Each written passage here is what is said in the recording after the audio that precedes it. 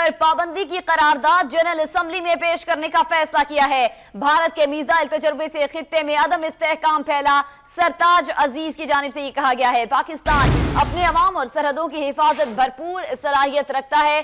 सरहदों की हिफाजत कैसे करनी है ये भी भरपूर सलाहियत रखता है। मजीद इसी हवाले से तफसीलात जानते हैं नुमाइंदा वकील रेहान शेख से। जी रेहान।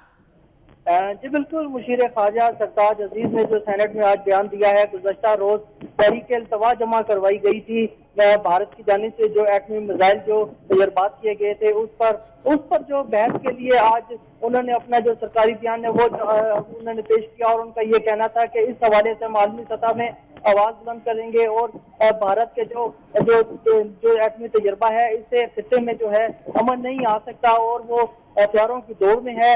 इससे पूरा जो रीजन है ये गैर मुस्तहकम होगा। जनरल असम्बली में जाने का उन्होंने बाज़ाब्ता तौर पर जो यहाँ पर असम्बली में जो आज अपना बयान जमा करवाया, उसके अलावा उनका ये भी कहना था कि हम अपने पाकिस्तान के जो एटमी सरसजात हैं इनसे हम इनकी जो हिफाजत से भरपूर तरीके से हम जागे हुए हैं मुकम्मल तौर पर और हम उनकी हिफाजत करना